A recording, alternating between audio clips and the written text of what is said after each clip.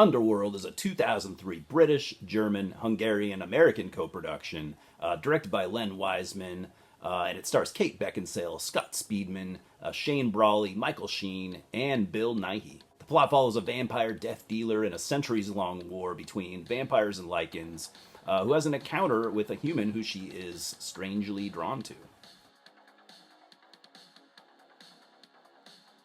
I have a complicated relationship with the Underworld series. I think like most people do. It's one that I want so badly to like, more than I actually do. It's a franchise that seems tailor-made for me.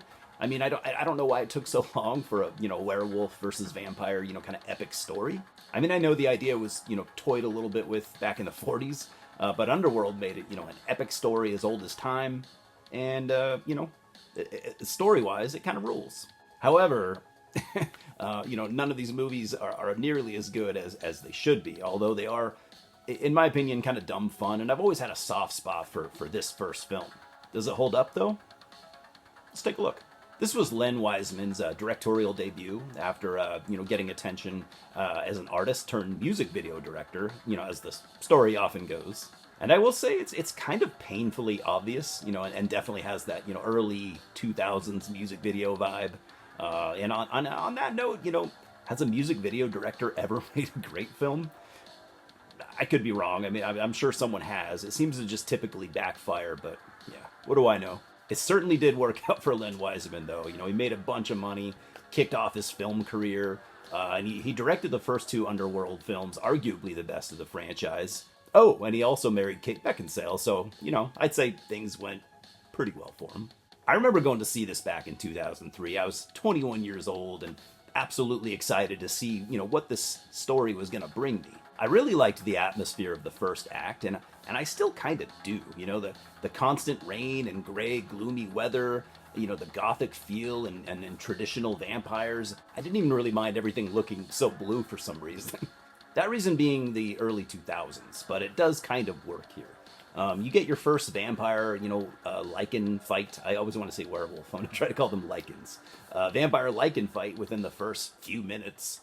This is not a movie that, wants you to earn things and make you wait to see the things that you came for. You even get a werewolf transformation, lichen transformation, and, this all within the first, 10 or 15 minutes, maybe, which, by the way, is an interesting one. All things considered, this is still a movie with heavy use of practical effects, and the werewolves themselves are pretty much entirely practical from what I've seen and what I've read.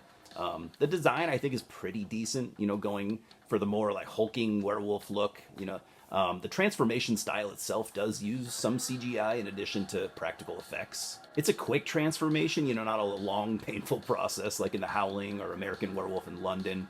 And oddly enough, it does kind of fit the style of the movie. It kind of reminds me of the transformation style from the Sega Genesis game Altered Beast. In a way, it's been a while since I've played that game, of course. And on that note, this movie does have a very video game feel, video game inspired feel, maybe, especially during the one-on-one fight scenes. Like the one where a vampire death dealer with two metal whips fights a lichen. And the story itself has, to me, anyways, sort of a very political undertone. That I'm not sure was necessarily intentional, since I don't actually think the writing here is particularly strong. I mean, you have two very linked groups fighting with each other since the beginning of time. The vampires are the dominant species and even kept the lichens as slaves at one point. And at this point, the vampires only really seem interested in hunting the lichens down, to the point of extinction. And they live, pretty smugly in their mansion while the lichens live in the fucking subway tunnels. The vampire characters are overall, they're pretty much all unlikable. Although the death dealers do look pretty cool, all leather and sunglasses, straight out of the Matrix, I guess. I think that the reason I liked the first act overall is because it had pretty much everything I really wanted from this movie. So Celine starts investigating a man named Michael Corvin, played by Scott Speedman, who had been followed by the lichens for a while, and turns out he is the descendant of both vampires and lichens, and they are hoping, the lichens are hoping that he can be of use to them. And I don't think it's a terrible concept. It's kind of fun.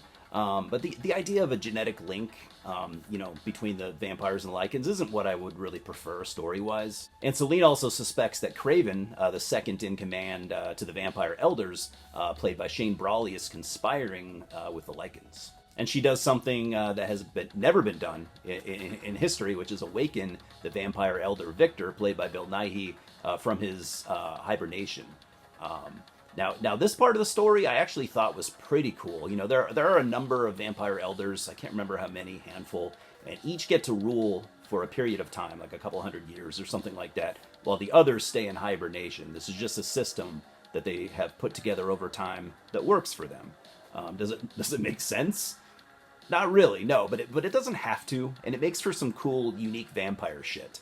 You get to see Victor, slowly turn into himself since he was woke up early, and it kind of reminded me, actually, every time I watch it, it reminds me of Julia from Hellraiser 2. I don't know if I'm alone on that one. So yeah, there's more with the Michael Corvin part of the story, but I won't spoil that, just in case you haven't seen this and maybe you still want to. I will say that I do think it's pretty fun, but doesn't really live up to its potential, and neither does this movie. But I'm giving Underworld a 6 out of 10. Solid ass 6 out of 10. And it's a movie I think I'll always have a little bit of a soft spot for. And having seen most of these films, it's the writing that ultimately made this kind of a subpar franchise. It's almost painfully, obviously, a product of its time. The acting is fine, par for the course for this type of thing. But the performances are all super one-dimensional. The reason to watch it, though, is for vampires and werewolves, obviously. But, also some pretty fun action scenes. Like, one in particular, in my opinion, was an obvious nod to the scene from Terminator 2, where the T-1000 chases Sarah and John Connor on foot while they're trying to escape in their car. It's pretty awesome. And also, like I said, for 2003, the amount of practical effects we get here is pretty commendable. This could have and should have been better, but, it's pretty okay. Cheers, guys, and I'll see you at the multiplex. Subscribe right now, please.